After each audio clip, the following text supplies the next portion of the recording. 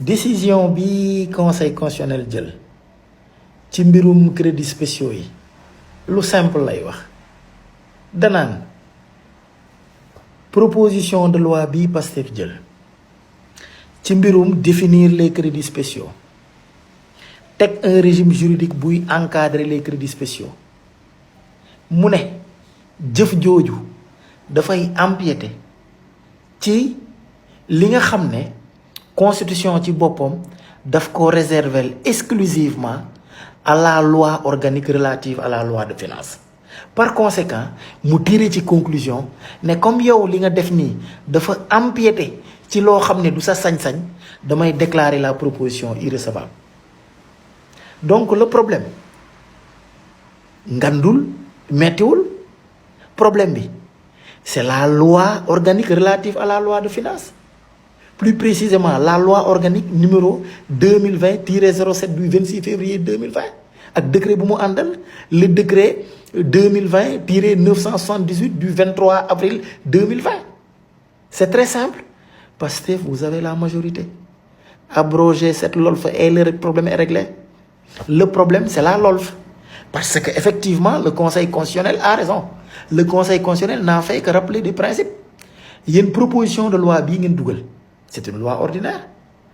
Alors que la Constitution doit réserver exclusivement les crédits spéciaux de réserver à la loi organique relative à la loi de finances. C'est une loi organique. Donc, moi, fait la loi ordinaire. Donc, c'est une loi ordinaire si vous êtes en contradiction. Vous êtes tabliqué. Et si vous êtes parce que le législateur ordinaire a une compétence sur le législateur organique. Mais c'est très simple. Pastef et sa majorité. Vous avez la majorité qu'il faut. Vous avez la majorité qualifiée. Vous modifiez cette LOLF et vous mettez en place des dispositions en conformité avec cette volonté d'encadrer les crédits spéciaux et le problème est réglé.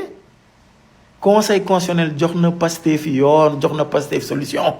Pastef la solution elle est simple parce que boo xoolee ci décision bi ñaari problème moo tax ñaari ponk moo tax conseil constitutionnel déclaré proposition de loi bi irrecevable.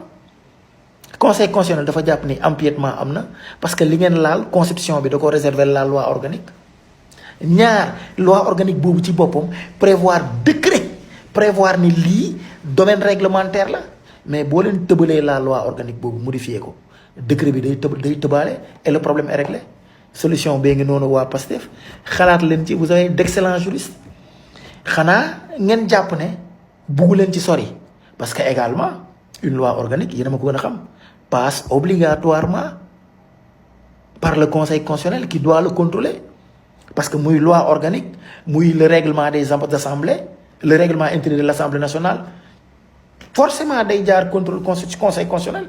Peut-être bu fa jaaraatee conseil constitutionnel am lu mu wax mais en principe conseil constitutionnel mënul wax dara boo leen defee liggéey bi normal c'est très loin d'être fini. Pastef et sa majorité peuvent abroger cette loi organique qui constitue le problème, qui constitue l'écran. Vous effacez l'écran et vous avancez.